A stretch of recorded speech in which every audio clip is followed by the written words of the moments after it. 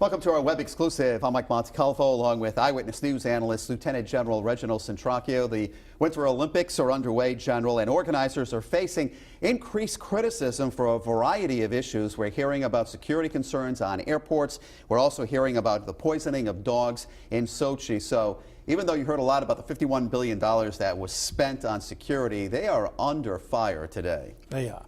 And you know, all of those subsidiary things that we just spoke of really are not part of the whole security program itself. I do believe that the security around the village and within the footprint of the Olympics is, I think, adequate based upon what we see and what's been shared to date. Well, the problem is not inside Olympic Village, but it's getting in there and then getting out. That's the real concern, You're absolutely right. Getting in specifically and getting out is another problem. But you know, you talk about getting in. I believe if there's any threat whatsoever, specifically as it relates to the Black Widows they had talked about over the last weeks or so, they're probably already there if they're there to begin with. To try to get into that facility now is, I don't think, possible. Everything's possible. The probability is very low that you would probably see some kind of a threat getting in through that security screen right now. You know, General, for weeks we heard the United States talk about how there wasn't shared information, how they were not happy with Russia because Russia was not sharing their security information with the United States. Has that changed in the last couple of weeks? I think within the village and within the footprint of the village, the Olympic scenario itself, I think they are happy. What they're not happy with is the concern about the outlying areas that seem to be a secondary target in accordance with what we perceive to be potential threats.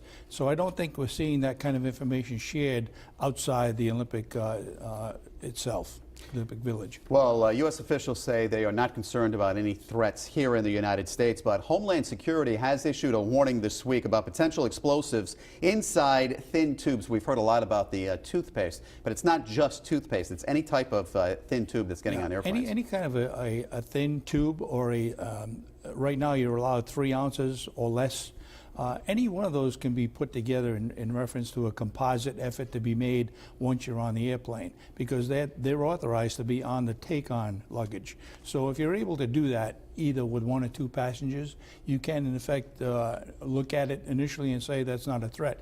If you put them both together, you do have the possibility for such things as plastique, as an example, which can in fact be used as an explosive. General, U.S. intelligence has picked up increasing chatter that causes worry about targets outside of the Sochi area. What are they talking about when they're talking about chatter?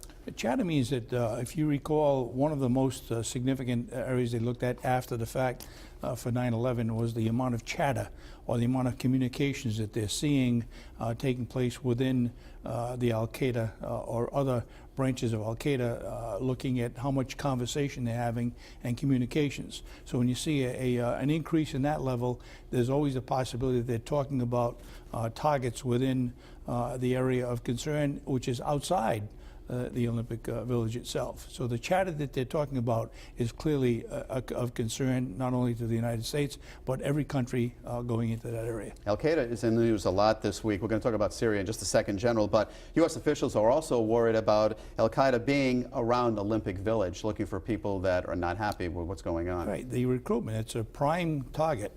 When you talk about looking for people that want to become part of something that they feel they have a dog in the fight, so to speak, they would take advantage of getting those people to join us and saying, we believe what you believe in, therefore join us and we can do it together.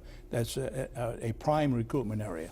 And I mentioned something about Syria. Is that what's going on in Syria? People who are not happy with the Assad administration, so to speak, they're recruiting even children to join Al-Qaeda. But the thing in Syria is a little bit different insofar as the targets that Assad is using happens to be civilians. And many civilians have been killed or certainly affected. Well, those young kids now that have survived this are being looked at as potential recruits to join those militant groups to fight against the Assad regime.